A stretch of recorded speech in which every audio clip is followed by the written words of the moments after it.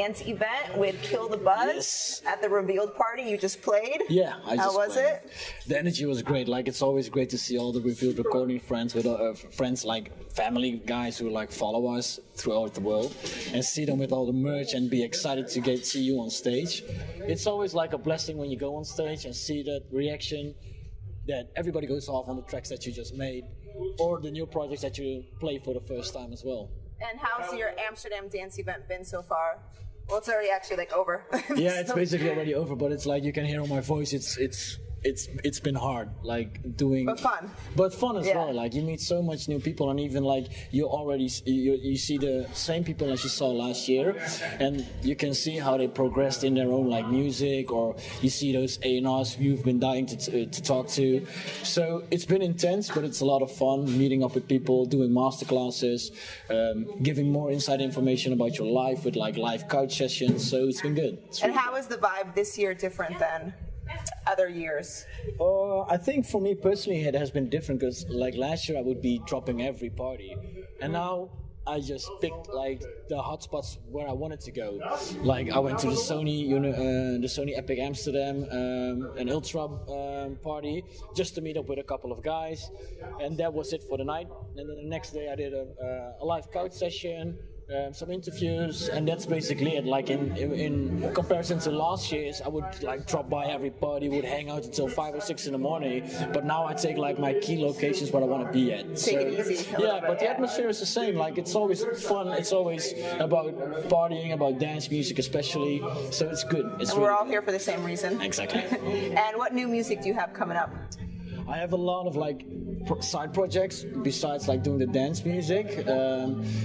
I'm trying to find my way into more, let's say, poppy commercial kind of music as a side project, because I want to evolve myself in being DJ and being a dance producer into a more broader genre. Yeah. Because I'm a musician since I was a little kid. I played piano, I played trumpet, guitar, drums, percussion, whatever, and I even attended a marching band. So for me, like, making music is like really passion.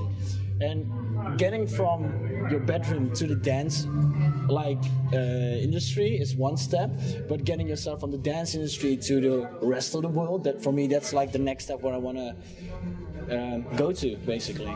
And what's your favorite thing about the industry? My favorite thing about this industry is the creativity that you see with other artists and with other people, because everybody who you meet in this industry is all about being creative with different kind of things in their life, and we all have the same passion, that's music. And I can't remember anything else being that important in my life than music. So for me, the best thing in this industry is like the passion for everybody for music. Nice. And where do you think the scene is headed? I think the scene is heading to people with their own particular thing. Like, nowadays you can hear, if it's a hardcore track of WW, you can hear it's Skrillex, you can hear it's Martin Garrix, you can hear it's Cheat Codes, you can hear it's, let's say, Jonas Blue. So every single artist has their own like key element. And to become like one of these artists, you really need to have something different, a good diversity. Still, people need to listen to your music and think like, hey, that's a good track, but they still need to identify that track with a certain artist. You need to have like your own sound. Yeah, your unique thing. Something unique. Yeah. It can be image or sound or whatever, but it has to be unique. Yeah, don't want to be like everybody else. Exactly. It's already taken. Yeah, exactly. And if you could go back in time to any year in music, what would it be? Which year would it be? I think I would go back to 2015 for me. If I would pick genre-wise and music-wise, the things that I love, I would go back to the 70s and 80s. Oh, nice. But if I would pick a year in my career, I would go back to 2015 and already made up my mind back then in where do I want to see myself in the next 2 years, where we are basically at right now. Oh, that's cool. And you followed through with it? It happened?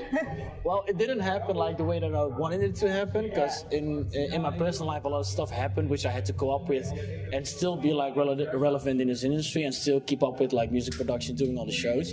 So for me, I had a couple of how do you say that in English? A couple of roadblocks. Yeah, roadblocks is a good word. Yeah. Perfect. So if I would pick another year where I would go back to, it would be 2015, and I would be more consistent in the things that I was was doing or would be doing. Well, everything happens for a reason. Exactly. So it all It kind does. of works It out does. in the end. Yeah, and it does. if you could collaborate with any artist, dead or alive, who would it be and why?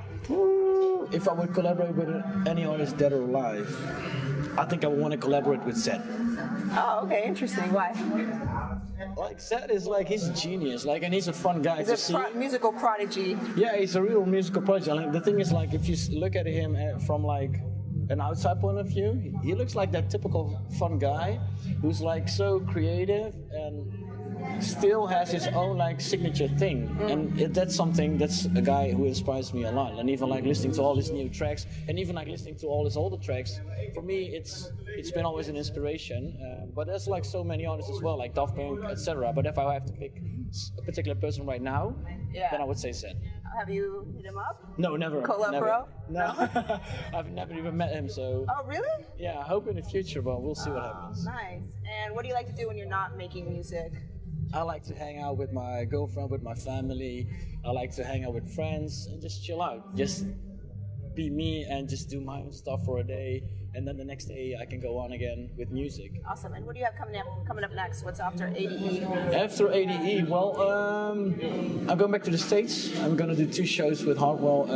One of them is, again, Las Vegas, because I've been there for the last 2 years as one of the like warmer presidents. And after that, there's the world's biggest guest list again in India. Nice. Just to do a contribution back to society over there, because they've been so supportive with everybody's career from day one. And both South Germany, I'm looking forward to that one. Oh, I love that place. Like, Yeah, I've been there before. Yeah. In Cologne. Exactly. in Yeah, Cologne. that place is crazy. It's like an amazing club, and the energy is insane. It's like another world when you're in there. I have the same feeling in Echo Stage in Washington D.C. Oh, okay. It has the same vibe for me, but Yeah. it's more intense in Cologne. Nice. Definitely. Awesome. All right. Well, thank you so much. You're welcome. Thank you.